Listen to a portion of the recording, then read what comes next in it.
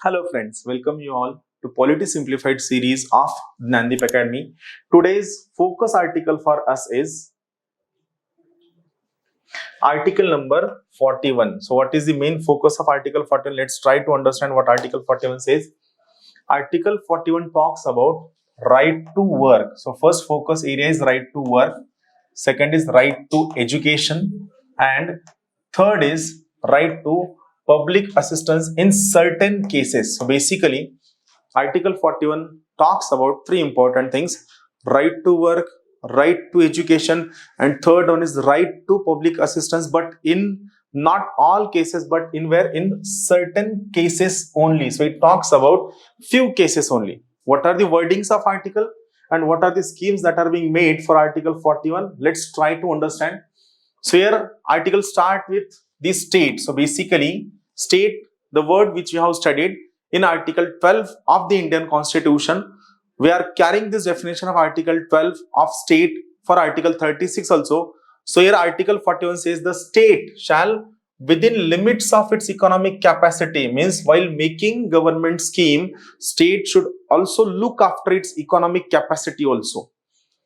It basically wants to say that it shall not be liability upon state that they should provide right to work, right to education, and right to assistance to everyone. It is saying that it shall be based on the economic capacity of the state. It is not compulsion on the state. It is instruction, it is direction given to the state that state should make an effort within its economic capacity and development. In both the cases, to make effective provision for what? That state should make effective provision. State should take an effort. State should make certain laws, certain policies, certain programs, schemes for what? For providing right to work. Second, for providing right to education. And third, providing public assistance in certain cases of unemployment, old age, sickness, and disablement. Now, a simple concept is there.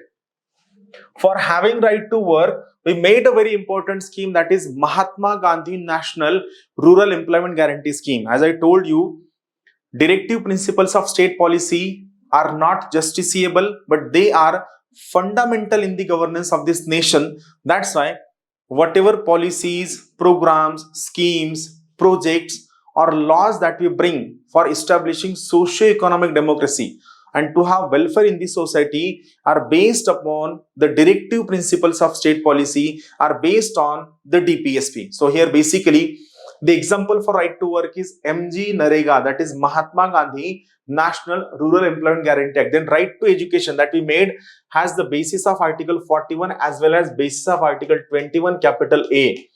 Article 21 capital A says that right to education will be a fundamental right.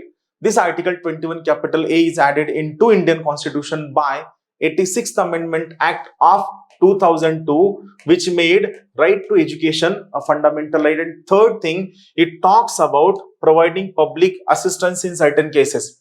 Now, what are the various schemes that we have available for this public assistance?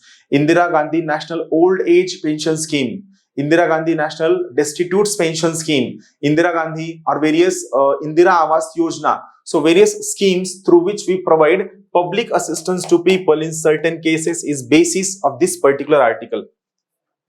Always try to remember that whatever government scheme, policies and programs that we are running have the basis of directive principles of state policy, for which one line is very, very important. DPSPs are fundamental in the governance of this country. Thank you.